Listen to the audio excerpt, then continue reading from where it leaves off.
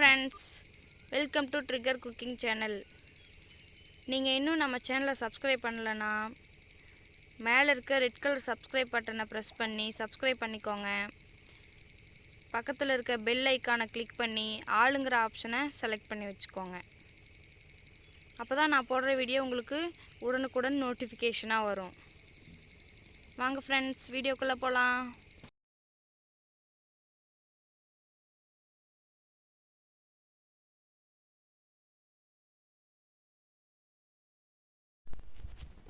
இன்றைக்கி நம்ம பார்க்க போகிற ரெசிபி ரவா லட்டு ஃப்ரெண்ட்ஸ்.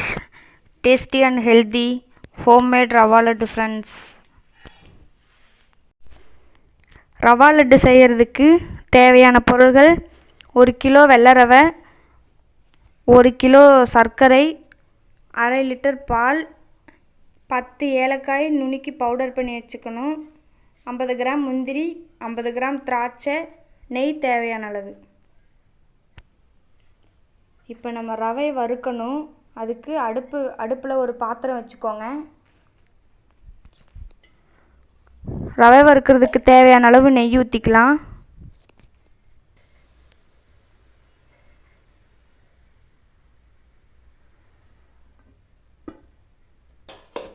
இப்போ ரவையை வறுத்துக்கலாம். கட்டி சேரும். நம்ம கட்டி சேராமல் நல்லா பொறுமையாக பொன்னிறமாக வறுக்கணும் ஃப்ரெண்ட்ஸ்.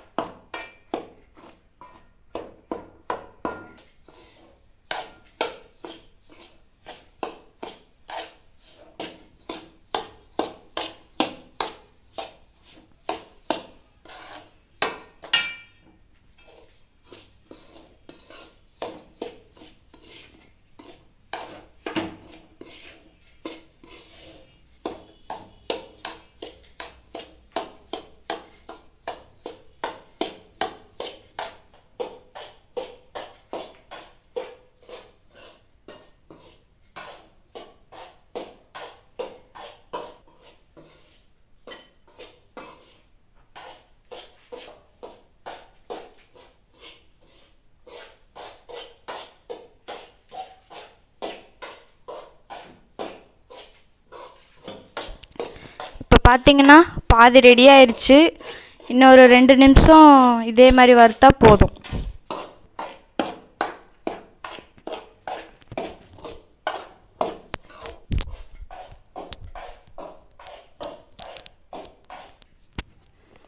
இந்த அளவுக்கு நல்லா பொன்னிறம் வர அளவுக்கு நல்லா ரவையை வறுத்து எடுத்து வச்சுக்கோங்க.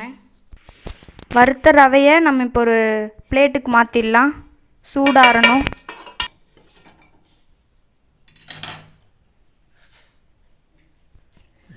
அடுப்பில் ஒரு பாத்திரம் வச்சு 1/4 லிட்டர் அளவுக்கு தண்ணி ஊற்றிக்கோங்க.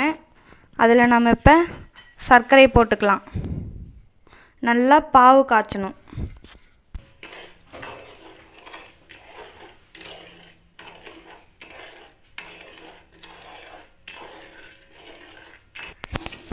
இந்த பாகு நம்ம ஒரு கம்பி பதம் வர்ற அளவுக்கு நல்லா காய்ச்சணும்.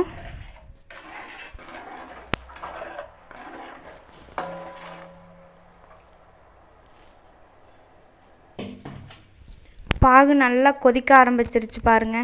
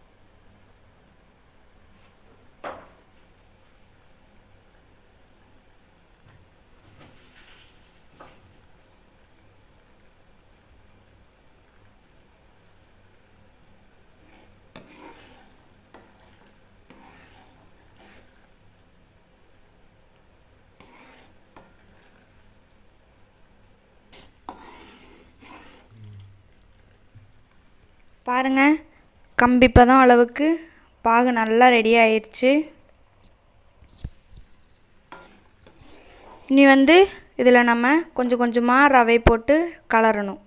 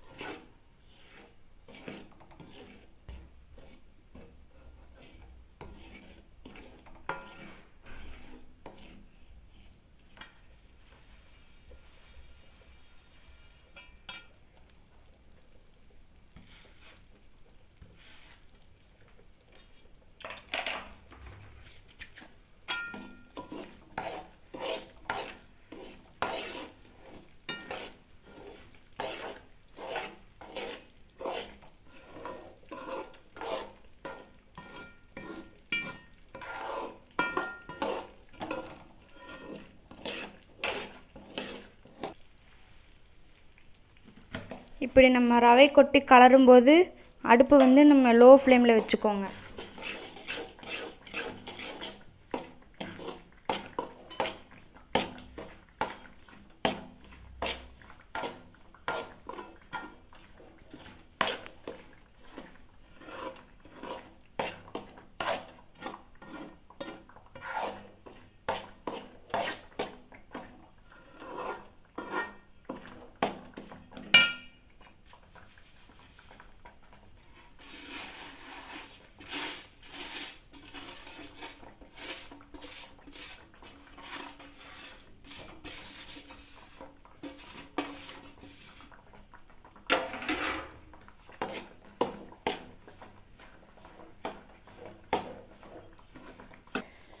இந்த மாதிரி ஒரு 10 நிமிஷம் நல்லா கலரிக்கோங்க.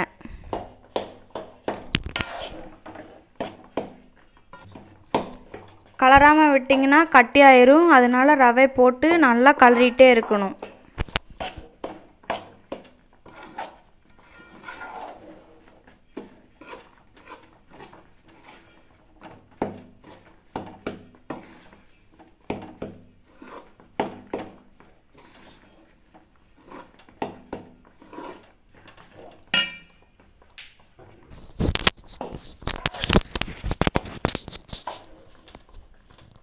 பத்து நிமிஷம் ஆயிடுச்சு. நம்ம இப்போ ஆஃப் பண்ணிக்கலாம்.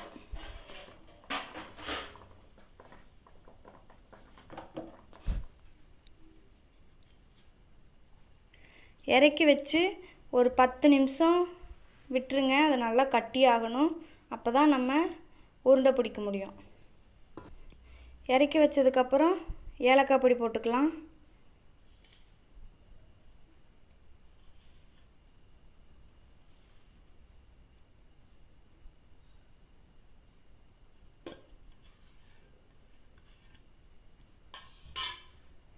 போட்டு நல்லா கலரிக்கோங்க.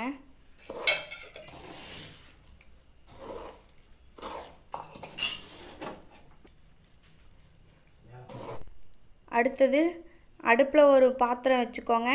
2 ஸ்பூன் நெய் ஊற்றிக்கலாம்.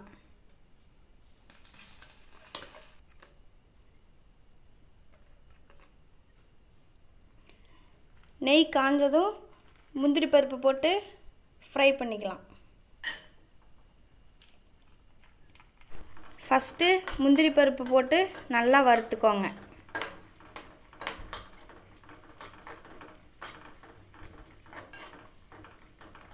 அடுத்தது திராட்சை போட்டுக்கலாம்.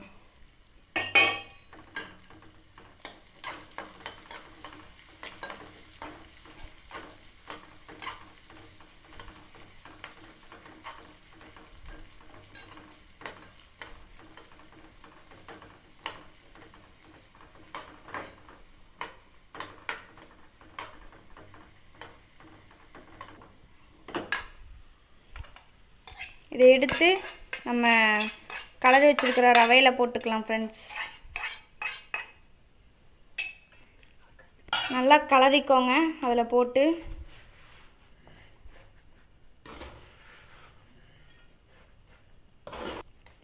பாருங்கள், இப்போவே ரவை நல்லா கட்டி ஆயிடுச்சு. நல்லா கலரிக்கலாம்.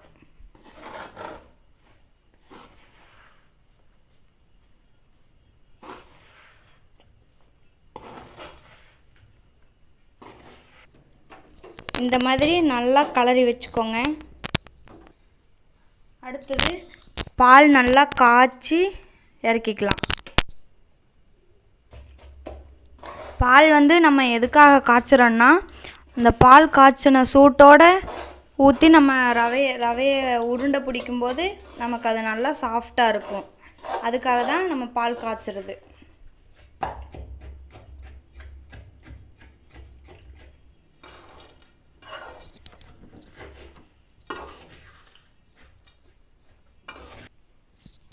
இந்த மாதிரி ரவை எடுத்து கீழே கம்ஃபர்டபுளான இடத்துல வச்சுக்கோங்க. அப்படி வச்சுட்டு நம்ம கொஞ்சம் கொஞ்சமாக பால் ஊற்றி நல்லா கலரி அப்புறம் எடுத்து உருண்டை பிடிச்சிக்கலாம்.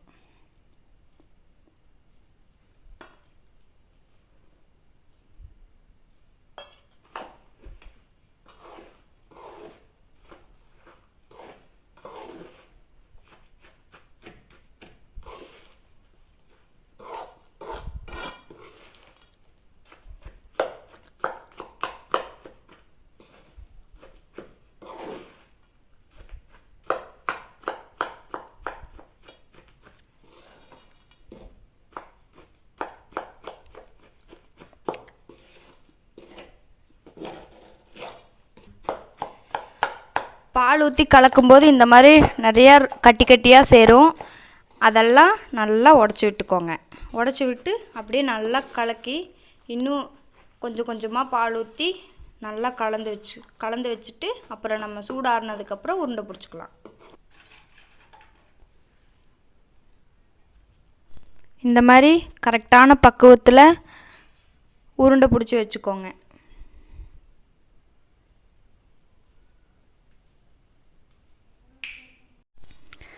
இந்த மாதிரி லாக்டவுன் பீரியடில் வெளியில் ஷாப்லலாம் போய் ஸ்வீட்ஸ் எல்லாம் வாங்காமல் இந்த மாதிரி வீட்டிலே செஞ்சு குழந்தைகளுக்கு கொடுங்க. நீங்களும் சாப்பிடுங்க. ஹெல்த்தியாக இருங்க.